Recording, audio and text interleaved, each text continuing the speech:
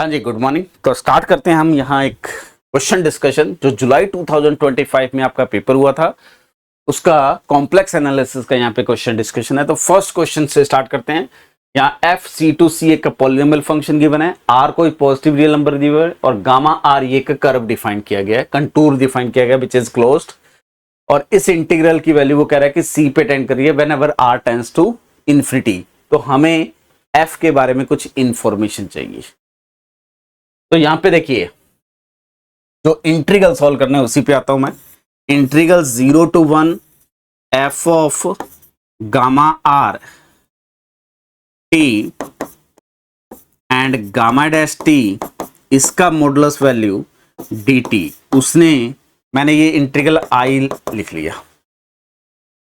ठीक है, यहां पे देखिए गामा टी क्या दिया हुआ है, r time e to the power 2 पाई iota t implies gamma dash t का वैल्यू लिखेंगे तो वो आपके पास आ जाएगा, और मोड में लिखेंगे तो ये 2 पाई आर आउटसाइड में और e टू द पावर 2 पाई आईटा, तो ये डायरेक्टली मैं लिख रहा हूँ 2 पाई आर आ जाएगा। तो इस इंटीग्रल के वैल्यू को मैं लिख सकता हूँ, it is a 2 pi are integral value 0 to 1 mod of F of gamma T और gamma are T D T, ये क्वांटिटी। ठीक है, अब आपका ये क्वांटिटी वो कह रहा है कि किसी सी पे जा रहा है as r tends to infinity. अब यहां पे मेरा जो ये एफ दिया हुआ है वो एक पॉलिनोमियल फंक्शन है। अगर F non constant polynomial function हो गया, अब देखो information, if F is non constant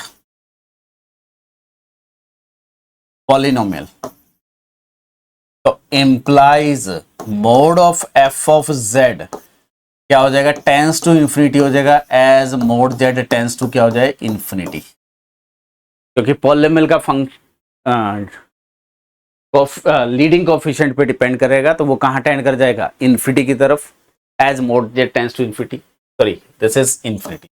और अगर ये इंफिनिटी पे जा रहा है तो इसका मतलब implies f of gamma are t, क्योंकि ये क्वांटिटी कहां टेंड कर जाएगी, infinity, as r tends to infinity. तो ये इंफिनिटी पे जा रहा है, ये क्वांटिटी इंफिनिटी पे जा रही है, तो ये कहीं सी पे नहीं जा सकता। तो ये कॉन्ट्राडिक्शन आ जाएगा, विच इज कॉन्ट्राडिक्शन। रीजन क्या है, ये इंटीग्रल फाइनाइट वैल्यू पे जा रहा है, तो इसका मतलब क्या है, जो एफ ऑफ जेड होगा वो कोई एक कांस्टेंट पॉलिनोमियल होगा, या उसको ए नॉट लिख लेते हैं। फिर इंप्लाई करेंगे, this implies 2 pi are integral value 0 to 1, ये वैल्यू कुछ ए नॉट है तो ए नॉट आउटसाइड में आ जाएगा, और इंटीग्रल करेंगे तो 1 आ जाएगा। और आर टाइम्स टू इंफिनिटी पे, फिर ये इंफिनिटी पे जा रहा है तो विच इज नॉट पॉसिबल। ये कब पॉसिबल होगा, इसको फाइनाइट वैल्यू पे ले जाना है, तो इंप्लाइज ए जीरो क्या होना चाहिए, जीरो होना चाहिए। इंप्लाइज जो मेरा फंक्शन हो, पॉलिनोमियल फंक्शन होना चाहिए, वो सिर्फ और सिर्फ जीरो पॉलिनोमियल होना चाहिए। और अगर ये जीरो पॉलिनोमियल है तो ये क्वांटिटी कहां चली जाएगी, जीरो पे, तो इंप्लाइज ये जो कांस्टेंट वैल्यू है सी, वो भी क्या हो जाएगी, जीरो। हो गया काम। पहला ऑप्शन एफ जेड क्या हो गया, जीरो पॉलिनोमियल, तो z इंटू एफ जेड कहां जाएगा, जीरो पे, तो पहला स्टेटमेंट करेक्ट है। Second, F is a constant, zero polynomial है, कांस्टेंट, करेक्ट है। ये सी जीरो प्रूफ हो गया, तो D option should be incorrect statement. तो हमें इनकरेक्ट पिक करना है, तो it should B D option. Clear. Second question दिया हुआ है, x is image of an interval under this Mobius transformation. तो हमें यहां पे एक रीजन दिया हुआ है which is 0 to 1 इंटरवल, 0 और यहां पे पॉइंट 1 है। ठीक है, इस इंटरवल, ये x दिया हुआ है, इसका इमेज फाइंड करना है under f z is equal to z minus 1, sorry z minus iota upon z plus iota, कि वो क्या आएगा, यूवी प्लेन में। This is u and this is v, यही हमें डिसाइड करना है। तो सिंपल सा पहले एंड पॉइंट का इमेज देखते हैं। तो एफ ऑफ 0 अगर मैं कैलकुलेट करूंगा तो it is iota by iota, sorry minus iota by iota, तो -1। और एफ ऑफ अगर 1 कैलकुलेट करूंगा तो यह आ जाएगा मेरे पास 1 minus iota upon 1 plus iota, और रैशनलाइज करके सॉल्व करेंगे तो ये आपके पास आ जाएगा माइनस आइटा, क्योंकि ऊपर से आप स्क्वायर करेंगे तो 1 माइनस आइटा होल स्क्वायर, तो विच इज -2 आइटा बचेगा, डिनोमिनेटर में 2 आएगा तो माइनस आइटा।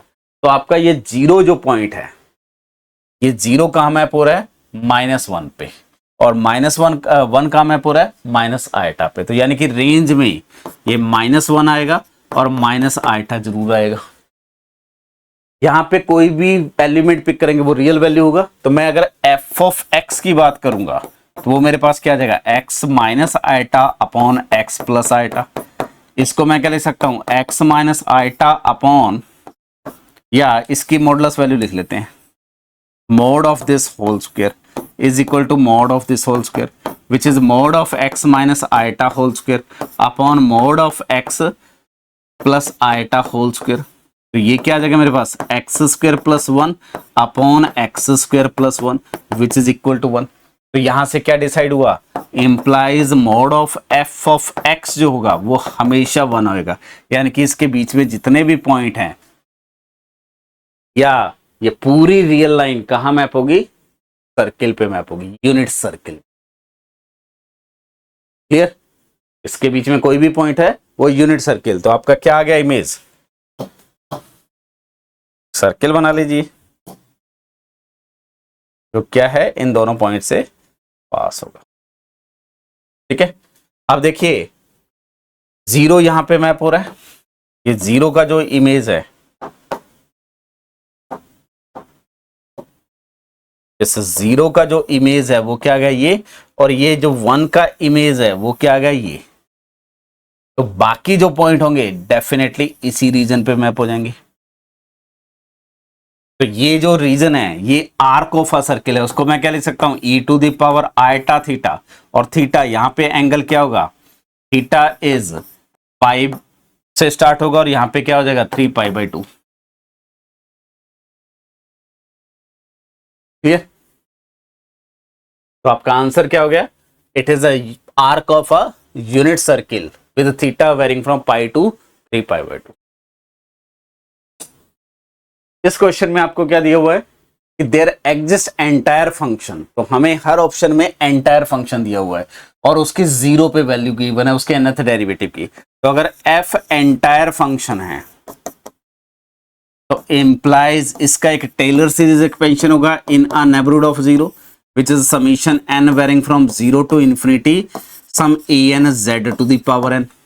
और यहां पे nth डेरिवेटिव एट 0 क्या आ जाता है आपके पास, इट इज या an इज इक्वल टू क्या आ जाता है, nth derivative eight 0 upon n factorial. ये क्वांटिटी आ जाती है, जैसे पहले ऑप्शन में उसने ये क्वांटिटी दे दी। तो अगर मैं फर्स्ट ऑप्शन की बात करूंगा तो उसने nth डेरिवेटिव एट 0 क्या दे दिया, n factorial upon n to the power n। तो दिस इंप्लाइज यहां से en क्या मिलना चाहिए, it is n factorial upon n to the power n into n factorial, यानी कि 1 upon n to the power n। अगर ये एंटायर फंक्शन है तो इसकी ROC क्या होनी चाहिए, ROC आपका पूरा R आना चाहिए। तो अगर मैं mod of an to the power 1/n calculate करता हूं तो विच इज 1/n, ये कहां जा रहा है 0 पे, तो इसका मतलब ये किसके इक्वल होता है 1 अपॉन R, और R क्या होता है यहाँ पे ROC। तो इंप्लाइज R मेरा क्या बन जाएगा, इन्फिनिटी।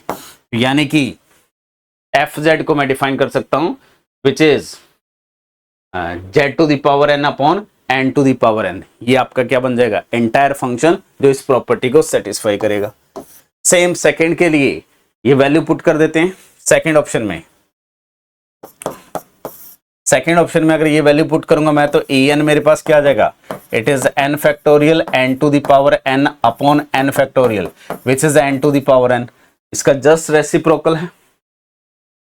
ठीक है, तो यहां रेडियस ऑफ कन्वर्जेंट क्या हो जाएगी, ROC 0 हो जाएगी। तो इट इज नॉट पॉसिबल, क्योंकि एंटायर फंक्शन है तो ROC पूरा इन्फिनिटी तक जाना चाहिए। थर्ड ऑप्शन में अगर मैं एफ एन की वैल्यू पुट करता हूं तो A N equal to N minus one factorial upon N factorial, N tends to infinity पे ये कहाँ टर्न कर जाएगा 1, या यहां से देखिए अगर mod of a N plus one upon mod of a n की बात करेंगे तो ये 1 पे टेंड कर जाएगा, तो इसका मतलब आर ओ सी आपका क्या आ जाएगा 1 आ जाएगा, विच इज अगेन नॉट पॉसिबल। और इस कंसेप्ट में फोर्थ ऑप्शन पे अगर मैं वैल्यू पुट करूंगा तो A N is equal to क्या आ जाएगा एन आ जाएगा, तो A N plus one upon A N का अगर मैं मोड लिखूंगा तो it is N plus one upon N आ जाएगा टेंस टू 1, तो यहां पे भी आर ओ सी क्या आ जाएगी 1 आ जाएगी, which is again not possible. तो answer should be first option true, remaining all are false option. Clear है? नेक्स्ट क्वेश्चन पे आते हैं। F is entire function, F आपको एंटायर फंक्शन दे दिया तो डायरेक्टली इंप्लाइज क्या हो जाएगा रेंज ऑफ एफ डेंस इन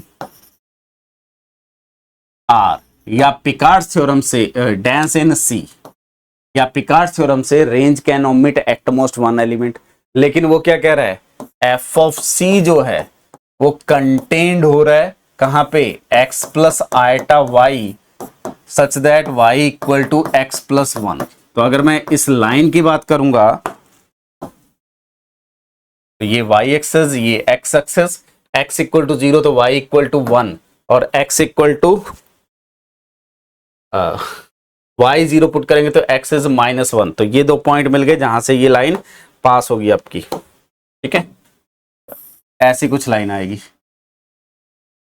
तो आपका फंक्शन क्या कह रहा है कि ये रेंज जो है इस लाइन में कंटेन्ड है, तो definitely it is not dense in C, या इसके रेंज में से अनकाउंटेबल एलिमेंट बाहर कर दिए। ये कब होता है एंटायर एंड नॉन कांस्टेंट, तब ये इंप्लाई करते हैं। तो इंप्लाइज क्या हो गया एफ इज कांस्टेंट।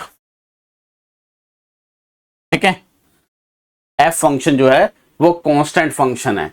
अब वो कांस्टेंट वैल्यू क्या आएगी आपके पास F of Z equal to some C आ जाएगा, और ये सी कहां से बिलोंग करना चाहिए X plus eta Y such that Y equal to x plus eta, यानी कि सी इस लाइन पे कोई पॉइंट होना चाहिए,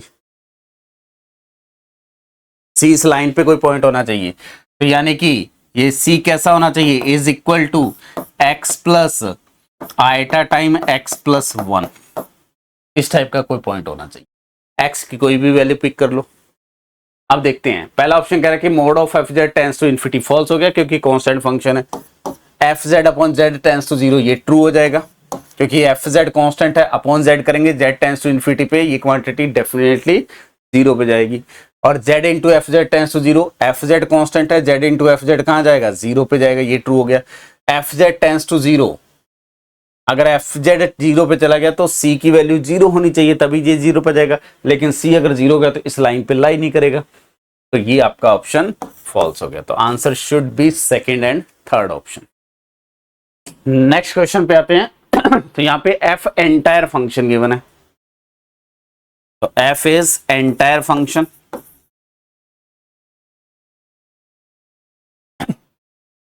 and it is not a polynomial, entire है and it is not a polynomial. और ए वो सारे पॉइंट गिवन है जहां पे इसका nth डेरिवेटिव नॉन जीरो है फॉर एवरी n। तो मैं अगर ए कॉम्प्लीमेंट की बात करता हूं वो क्या आ जाएगा alpha belongs to C such that F of nth derivative at alpha equal to 0 for some n greater than और इक्वल टू 0। यहां 4 होल है तो ये किस में चेंज हो जाएगा फॉर सम, किसी ना किसी एक n पे ये 0 हो जाएगा। क्लियर? अगर मेरे पास इफ ए कॉम्प्लीमेंट अनकाउंटेबल हो गया, ए कॉम्प्लीमेंट अनकाउंटेबल हो गया तो मैं इस ए कॉम्प्लीमेंट को कुछ लिख सकता हूं some union of B N. यहां पे बी एन क्या है alpha belongs to C such that nth derivative at alpha is 0। वो सारे n वो सारे अल्फा जो जिसके रिस्पेक्ट में ये nth डेरिवेटिव 0 है। ठीक है, तो जैसे n इक्वल टू 0 पे ये 0 हो सकता है, n इक्वल टू 1 पे कुछ अल्फा मिल सकते हैं जहां पे ये 0 हो सकता है, तो वो सारे कलेक्ट करेंगे तो ये मेरा ए कॉम्प्लीमेंट बन जाएगा। नाउ ये अनकाउंटेबल है और इट इज यूनियन। यूनियन कौन सा सेट है यहाँ पे? n belongs to w whole number bn, यही तो दिया हुआ है। यूनियन काउंटेबल है तो इसका मतलब क्या होगा, मेरा ये जो bn है, there must exist a bn which is uncountable. और bn क्या है? bn is set of zeros of f(n)z। तो ये अनकाउंटेबल सेट है, इसका मतलब bn has a limit point in C, और ये क्वांटिटी एंटायर है, क्योंकि f अगर एंटायर है तो उसका हर ऑर्डर डेरिवेटिव एंटायर होता है, और एंटायर फंक्शन के जीरोज का सेट अगर लिमिट पॉइंट रख लेगा तो इसका मतलब nth derivative eight z identically 0 हो जाएगा। इसका मतलब f जो हो जाएगा is a polynomial function which is a contradiction. इसका मतलब मेरा ये जो a कॉम्प्लीमेंट है वो अनकाउंटेबल नहीं हो सकता, तो implies a complement is countable, और a कॉम्प्लीमेंट काउंटेबल है तो a क्या है? कॉम्प्लेक्स नंबर का सबसेट है, उसका कॉम्प्लीमेंट काउंटेबल है तो a should be uncountable. Proof हो गया। और a अनकाउंटेबल है तो डेफिनेटली नॉन एम्प्टी आएगा, फाइनाइट कभी नहीं होगा, इनफाइनाइट होगा और अनकाउंटेबल। तो answer is first, third and fourth. Next question, यहां पे एक स्टैंडर्ड रिजल्ट है जिससे डायरेक्टली ये क्वेश्चन है, वो रिजल्ट मैं लिख लेता हूं कि f अगर एंटायर फंक्शन है such that there exist z1 z2 belongs to C such that z1 z2 linearly independent over R with f of z plus z1 is equal to fz is equal to f of z plus z2। ये मैंने class में proof करवाया हुआ है सारी चीजें, कि आपके पास कोई भी दो लीनियरली इंडिपेंडेंट पीरियड मिल जाए ओवर रियल फील्ड तो implies f is a constant. पहले हम इस फंक्शन को बाउंडेड प्रूफ कर देते हैं और entire plus bounded constant proof हो जाता है। तो यहां से जो सेकंड स्टेटमेंट है वो क्या कह रहा है, f ऑफ, सेकंड स्टेटमेंट पे आता हूं पहले, उसने दिया कि f of z is equal to f of z plus 1 is equal to f of z plus eta. तो यहाँ पे z1 इक्वल टू 1 है and z2 is equal to eta है and they are linearly independent over R. Real field पे ये लाई है तो directly imply क्या होगा, f is a constant function. Clear. First option में F Z equal to F of Z plus eta, यानी कि पीरियोडिक फंक्शन दिया हुआ है जिसका पीरियड 1 है। हमने ये फंक्शन डिस्कस करा हुआ है e to the power Z, ये पीरियोडिक होता है विद पीरियड 2 पाई आइटा। तो अगर मैं इसको e to the power 2 pi iota Z कर दूंगा तो ये एंटायर आ जाएगा and F of Z is equal to F of Z plus 1 मिल जाएगा। तो ये जो मेरा फर्स्ट स्टेटमेंट है उसका काउंटर एग्जांपल, ये एफ कांस्टेंट होगा। तो पहला ऑप्शन गलत हो गया, सेकंड ट्रू हो गया। एफ एंटायर फंक्शन है और हम ये जानते हैं कि हर एंटायर फंक्शन के पास इन्फिनिटी पे या तो पोल टाइप सिंगुलरिटी होती है या असेंशियल सिंगुलरिटी होती है। अगर रिमूवेबल सिंगुलरिटी होगी तो इन्फिनिटी के नेबरहुड में वो बाउंडेड हो जाएगा, और अगर इन्फिनिटी के नेबरहुड में बाउंडेड हो गया तो फाइनाइट कॉम्प्लेक्स प्लेन पे ऑलरेडी वो बाउंडेड है, फाइनाइट बाउंड्री रीजन पे वो हमेशा बाउंडेड है, और mod Z tends to infinity पे भी बाउंडेड होगा तो ओवरऑल वो सी एक्सटेंडेड कॉम्प्लेक्स प्लेन पे बाउंडेड हो जाएगा। और रिमूवेबल सिंगुलरिटी है तो मैं उसको एक्सटेंडेड कॉम्प्लेक्स प्लेन पे एनालिटिक बना सकता हूं। तो लेवलेस थ्योरम क्या करेगी, it should be constant function. तो जब भी इन्फिनिटी पे रिमूवेबल सिंगुलरिटी मिलती है किसी भी एंटायर फंक्शन की, तो it must be a constant. ये क्यों ट्रू है? वो कह रहा है कि F of 1/z has a removable singularity at 0। तो एफ ऑफ 1/z के पास अगर 0 पे रिमूवेबल सिंगुलरिटी है, तो एफ जेड के पास इन्फिनिटी पे रिमूवेबल सिंगुलरिटी है, और entire function with in removable singularity at infinity must be a constant. तो यहाँ सी डायरेक्टली ट्रू हो गया। डी कह रहा है कि एफ अगर नॉन कांस्टेंट हो गया, अगर एफ नॉन कांस्टेंट हो गया तो गारंटी है कि एफ ऑफ 1/z के पास 0 पे रिमूवेबल सिंगुलरिटी नहीं होगी, लेकिन पोल टाइप भी हो सकती है और असेंशियल भी हो सकती है। तो इसका काउंटर एग्जांपल e⁻z ले लीजिए।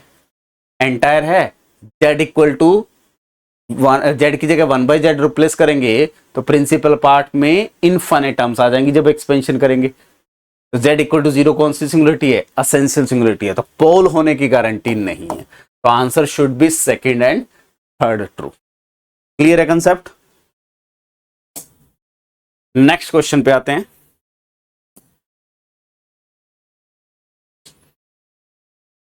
यहां पे आपको एक इंटीग्रल सॉल्व करना है।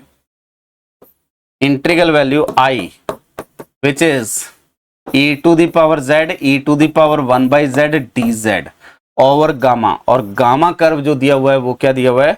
Gamma of t is equal to e⁻2πi t। तो बेसिकली गामा का मतलब है मोड z इक्वल टू 1, क्योंकि t 0 से 1 के बीच में है। ठीक है, तो t बिलोंगिंग टू 0 to 1। तो ये यूनिट सर्किल पे इंटीग्रल दिया हुआ है, तो इसको मैं क्या ले सकता हूं? It is mod of z equal to 1 e⁻z e⁻1/z dz। तो इसके पास सिर्फ z equal to 0 singular point है जो इस के इनसाइड में है, तो इसको मैं रेजिड्यू थ्योरम से it is 2πi into residue at z equal to 0 of e⁻z e⁻1/z। और ये क्या आ जाएगा मेरे पास? It is 2πi into coefficient of 1/z in e⁻z and e⁻1/z। तो हमें 1/z का कोएफिशिएंट चाहिए किसमें? e⁻z और e⁻1/z में। तो e⁻z को देखेंगे तो it is a summation n varying from 0 to infinity z⁻n upon n factorial, और e⁻1/z की बात करेंगे तो it is a summation m varying from 0 to infinity 1 upon m factorial 1 upon m factorial और z to the power m आ जाएगा। जब इन दोनों का प्रोडक्ट करेंगे तो e⁻z e⁻1/z वो क्या आ जाएगा? समीशन n और m ग्रेटर देन और equal to 0 z to the power n minus m इस साइड आ जाएगा upon n factorial m factorial, ये टर्म आ जाएगी। अब मुझे यहाँ कोफिशिएंट चाहिए 1/z का, तो यानी कि n माइनस m को क्या पुट करना पड़ेगा? -1, तभी ये कोफिशिएंट आएगा। n माइनस m को -1 पुट करेंगे यानी कि n इज इक्वल टू क्या आ जाएगा? या m इज इक्वल टू आ जाएगा आपके पास n+1, यानी कि coefficient of 1/z in this expression is equal to m को 1/n पुट करेंगे तो वो कोफिशिएंट आ जाएगा, वो क्या आ जाएगा? 1 upon n factorial n+1 factorial, और समीशन n क्या होगा? Varying from 0 to infinity, this is the coefficient. तो ये इंटीग्रल वैल्यू क्या आ जाएगी? 2πi into summation n varying from 0 to infinity 1 upon n factorial और n+1 फैक्टोरियल। तो दिस इज द आंसर। तो आपका डी ऑप्शन डायरेक्टली यहां मैच कर रहा है और बाकी सारे आप डिस्कार्ड कर सकते हैं। हाँ जी, तो नेक्स्ट क्वेश्चन पे मूव करते हैं। तो ये आपका क्वेश्चन में क्या दिया हुआ है? डी एक ओपन डिस्क दिया हुआ है विच इज पंचर्ड, यानी कि 0 इंक्लूडेड नहीं है उसमें, unit disc. F is a bijective holomorphic function from D star to D star itself. तो क्या गिवन है आपको? पहले वो लिख लेते हैं। तो एक डी स्टार आपको सेट दिया हुआ है, z belongs to c such that 0 less than, और बहुत अच्छा क्वेश्चन है ये, ठीक है। और f डी स्टार से डी स्टार पे बेसिकली एनालिटिक फंक्शन दिया हुआ है, एंड साथ में क्या दिया हुआ है? 1 1 on 2, analytic with 1 1 on 2। And then F के बारे में हमें कुछ इंफॉर्मेशन पूछी गई है, और एग्जाम में रेगुलरली क्वेश्चन पूछा जा रहा है डी से डी पे, और डी यूनिट डिस्क या पंक्चर्ड यूनिट डिस्क होता है। सबसे पहले देखो फंक्शन कहां से डिफाइन है, डी से डी स्टार पे, तो इसका जो रेंज आएगा F of D star definitely contained होगा डी स्टार में, और डी स्टार क्या है, बाउंडेड, तो इंप्लाइज मेरा एफ जो हो जाएगा वो बाउंडेड हो जाएगा। तो एफ पूरे इस रीजन पे बाउंडेड है, इसका मतलब z टेंस टू 0 के नेबरहुड में जाएंगे तब भी बाउंडेड होगा। तो f is bounded in deleted neighbourhood of 0, then Riemann removable singularity से क्या इंफॉर्मेशन मिलती है कि अगर आपका फंक्शन किसी एक सिंगुलर पॉइंट के नेबरहुड में बाउंडेड है, डिलीटेड नेबरहुड में बाउंडेड है, तो उस पॉइंट पे सिर्फ और सिर्फ रिमूवेबल सिंगुलरिटी होगी। तो यहां से पहली information f has removable singularity at 0, और रिमूवेबल सिंगुलरिटी का मीनिंग क्या होता है, limit z tends to 0 f of z is equal to something w naught exist. ठीक है, जब भी रिमूवेबल सिंगुलरिटी होती है तो उस पॉइंट के नेबरहुड में लिमिट एग्जिस्ट करती है। यहां तक क्लियर है। तो पहला ऑप्शन वो कह रहा है कि z tends to infinity, z tends to 0 F Z does not exist, खत्म हो गया। अब इसी में आगे बढ़ते हैं। अब उस w नॉट के बारे में कह रहा है सेकंड ऑप्शन में कि z टेंस टू इन्फिनिटी पे ये लिमिट एग्जिस्ट करेगी और इसकी एब्सोल्यूट वैल्यू 1 से लेस होगी। यहां देखो एफ डी स्टार किस में कंटेन्ड हो रहा है, डी स्टार में। तो for every z belongs to D star mod of F Z क्या होगा, लेस देन 1 होगा। तो जब मैं limit z tends to 0 mod of F Z की बात करूंगा तो इक्वल टू क्या आ जाएगा, it is mod of w naught. जब ये क्वांटिटीज लेस देन 1 है तो ये क्वांटिटी एट मोस्ट 1 हो सकती है। यही सेकंड ऑप्शन वो कह रहा है। तो सेकंड ऑप्शन आपका ट्रू हो गया। थर्ड ऑप्शन में कह रहा है कि ये लिमिट 0 होगी, यानी कि w नॉट 0 आएगा। अब उसकी बात कर लेते हैं। तो हमारे पास देखो z टेंस टू 0 पे ये w नॉट है। अगर मैं एक फंक्शन डिफाइन करता हूं विच इज f कैप, वो कैसे डिफाइन करता हूं, f cap z is equal to F Z whenever z belongs to D star, और w naught whenever z equal to 0। आपका f इस पूरे डी स्टार पे डिफाइन है, 0 पे मैंने डिफाइन कर दिया और वो 0 पे उसकी लिमिट के इक्वल है।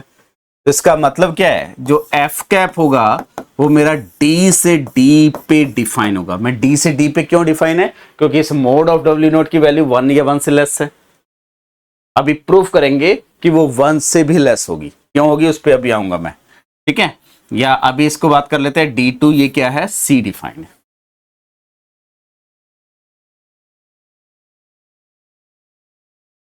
क्लियर। आप देखिए,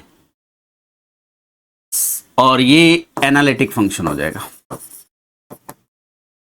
और यहां पे d जो है वो क्या है, z belongs to c such that mod of z less than 1। अब चीज को ढंग से समझना। ये मेरा y एक्सेस आ गया, ये मेरा x एक्सेस आ गया, और इस पे ये एक यूनिट सर्किल बना लेते हैं। ठीक है, ये मेरा d आ गया। यहां z इक्वल टू 0 ये पॉइंट है, this is z equal to 0। इसका जो इमेज मिल रहा है, इमेज कहां डिफाइन करेंगे, यूवी प्लेन में। ठीक है, तो दिस इज से u and this is v। इसका इमेज जो है वो w नॉट है, से this is w not.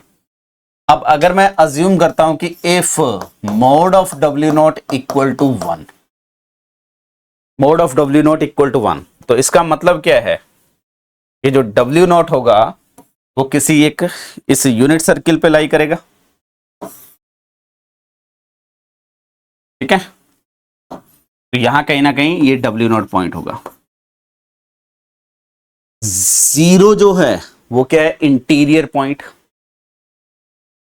Zero is a interior point. तो इसका जब मैं एक नेबरहुड बनाऊंगा, ये नेबरहुड इसके किसी ना किसी एक नेबरहुड पे मैप होगा।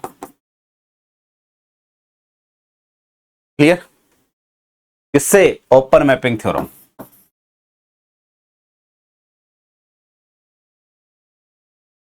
क्योंकि फंक्शन नॉन कांस्टेंट है, तो और कनेक्टेड डोमेन के इंटीरियर पॉइंट को रेंज के इंटीरियर पॉइंट पे मैप करेगा। लेकिन ये वाला जो रीजन है, इसको मैं रेड शेड कर देता हूं, ये जो रीजन है, इस रीजन पे मोड ऑफ z क्या है, ग्रेटर देन 1।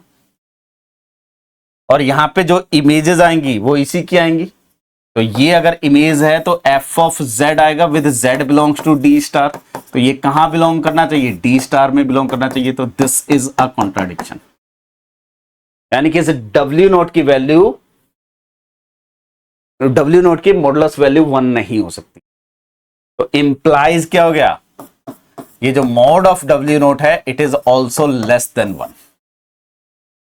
Clear information?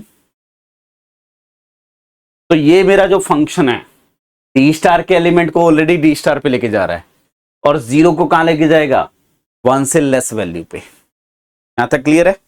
तो मैंने जो एफ कैप बनाया, बड़े ध्यान से समझना, क्वेश्चन थोड़ा सा टफ है। एफ कैप जो डिफाइन किया, which is F Z whenever Z belongs to D star, और W naught whenever Z equal to 0। ये मेरा फंक्शन डिफाइन हो गया D टू D। और अभी तक क्लियर है? अब इसमें भी if W not is not equal to 0, तो अगेन सिचुएशन देखिए, ये x axis y axis UV plane, तो this is x and y axis, this is v axis and this is u axis, ठीक है। और यहां पे मेरे पास ये एक यूनिट सर्किल आ गया, और ये इस यूनिट सर्किल पे मैप हो रहा है, ठीक है। यहां पे देखिए ये जीरो जो पॉइंट है, जीरो का इमेज नॉन जीरो वैल्यू पे मैप हो रहा है, और उसके साथ हम प्रूव कर सकते हैं mod of W not less than 1। तो मान लेते हैं कि अगर ये नॉन जीरो है तो कहीं ना कहीं ये होगा W नॉट। ये मेरा जीरो का मैप हो रहा है W नॉट पे। अगर ऐसा है तो इंप्लाइज W नॉट जो होगा वो D स्टार का मेंबर होगा, और जो F है वो D स्टार से D स्टार पे 1 1 ऑन टू है। implies there must exist Z1 belongs to D star such that f of Z1 equal to W note. तो इस W नोट का एक प्री इमेज मिलेगा विच इज Z1 मिलेगा। अब क्या होगा, इस Z1 का जो नेबरहुड होगा वो कहां मैप होगा, इस W नोट के नेबरहुड में, और इस जीरो का नेबरहुड होगा वो भी कहां मैप होगा, इस W नोट के नेबरहुड में। लेकिन एक ऐसा नेबरहुड बना सकता हूं जहां पे यहां से कोई पॉइंट इन दोनों का इंटरसेक्शन क्या हो जाए, 5 हो जाए, क्योंकि Z1 नॉट इक्वल टू 0 है।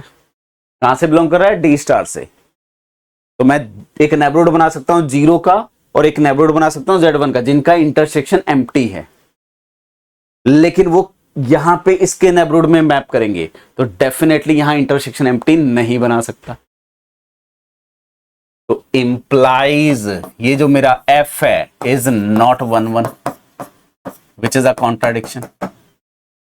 तो यहां से क्या इंप्लॉय हुआ, जो मेरा W नॉट था, W नॉट शुड बी क्या हो गया, 0। वही आपका थर्ड ऑप्शन था, इसका लिमिट क्या होगा, 0। और जैसे ये लिमिट 0 हुआ तो मेरे पास जो F कैप है वो कहां से डिफाइन हो गया, D से D पे, सच दैट कैसा फंक्शन हो गया, f of z is f cap z equal to f z whenever z belongs to D star and 0 whenever z equal to 0. f already 1 1 on 2 है और ये f cap 0 को 0 पे लेके जा रहा है, तो it is also 1 1 and on 2 function. यहां तक क्लियर है? अब डी ऑप्शन पे बात कर रहा हूं। मेरा f कैप 1 1 ऑन 2 मिल गया, तो f cap is from d to d 1 1 on 2 analytic. ठीक है, और उसके साथ साथ देखिए एफ ऑफ 0 क्या है? 0, और mod of F Z, sorry F cap पे बात कर रहे हैं, ये mod of F cap Z less than और इक्वल टू 1, क्योंकि डी क्या है? Open unit disc. तो स्वार्ज लेमा से, अब स्वार्ज लेमा को रिकॉल कर लीजिए, क्या होगा? लिख देते हैं स्वार्ज लेमा क्या होती है कि अगर आपका f कोई फंक्शन है, या g पे बात कर लेते हैं, g फंक्शन है यूनिटेड डिस्क से यूनिटेड डिस्क पे एनालिटिक फंक्शन है, और g एट 0 इक्वल टू 0 है, mod of G Z less than और इक्वल टू 1 है, तो इंप्लाइज आपका mod of G Z is less than or equal to mod of z for all z belongs to d, and if mod of gz is or gz1 equal to mod of z1 for some non-zero z1, 0 पे तो ये equal 0 है, तो implies मेरा जो जी Z हो जाता है वो सी टाइम जेड हो जाता है, and mod of C equal to 1 आ जाता है। और mod of C equal to 1 का मतलब क्या? मैं सी को क्या रख सकता हूं? E to the power iota theta, तो इंप्लाइज मेरा जी जेड क्या बन जाता है? E to the power iota theta dot Z type का फंक्शन बन जाता है। This is called Schwarz lemma. यहां पे उसका यूज करेंगे, तो यहां से क्या आएगा? Mod of F cap Z is less than और equal to mod of Z for all Z belongs to D. Clear? तो this is my first inequality. Now F जो है 1 1 ऑन 2 है, तो इसका मतलब क्या होगा? F cap inverse also define from D to D. F 0 पे 0 पे हो रहा है, तो एफ कैप इनवर्स भी 0 को कहां लेके जाएगा? 0 पे। और f एनालिटिक है, तो f cap inverse also analytic, and f cap inverse का मॉडुलस वैल्यू होगा वो डेफिनेटली लेस देन और इक्वल टू 1 होगा, क्योंकि d से डिफाइंड। तो again by Schwarz lemma, mod of f cap inverse of z less than और equal to mod of z for all z belongs to d। अब f cap inverse z, इसमें z किसका member है? Mod d का, और यहां पे जो f कैप z है वो भी किसका मेंबर है? d का मेंबर है। तो मैं यहां z की जगह f cap z define replace कर सकता हूं, तो implies f cap inverse f of z, क्योंकि ये भी किसका मेंबर है? d का। ये हर z के लिए ट्रू है, तो f z के लिए भी ट्रू होगा, लेस देन और equal to mod of f cap z for all z belongs to d।